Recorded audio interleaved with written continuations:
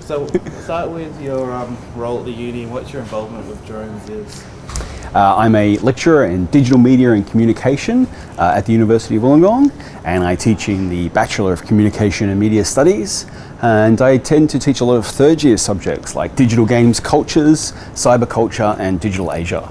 And what do you think the importance is with drones moving forward, especially with like journalism? What can it do to sort of put the industry forward?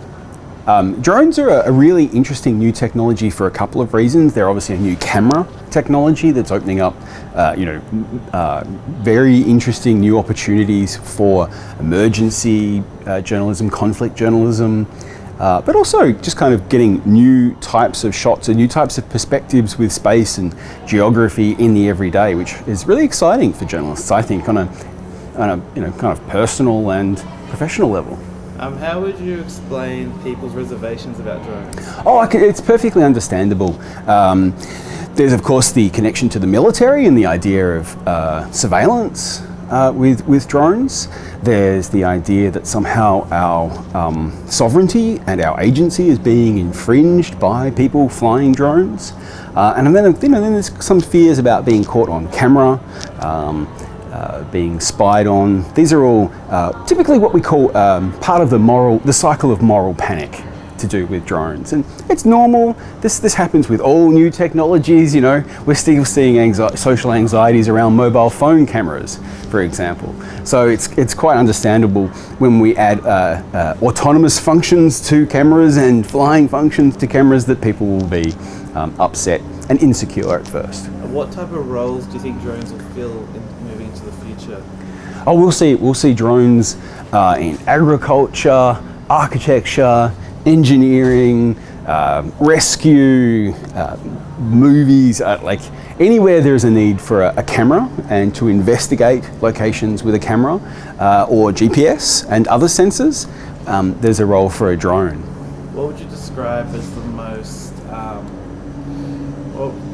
vital or the strongest point of the drone? Like, what's the strongest argument? For me, I think I'm interested in drones where situations are dangerous or really inconvenient or put people in difficult situations. So they're hard to get to situations. For example, councils are using drones to monitor trees.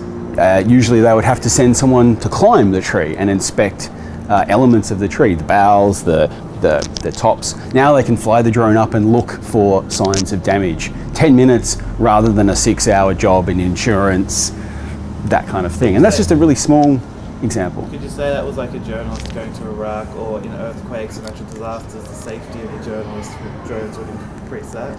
Absolutely, and this is one of those really exciting areas where we're going to see, particularly in conflict journalism, lots more drone. But we saw drone footage early on from the ABC with the recent Vanuatu crisis. We've seen plane crashes covered now with drone footage.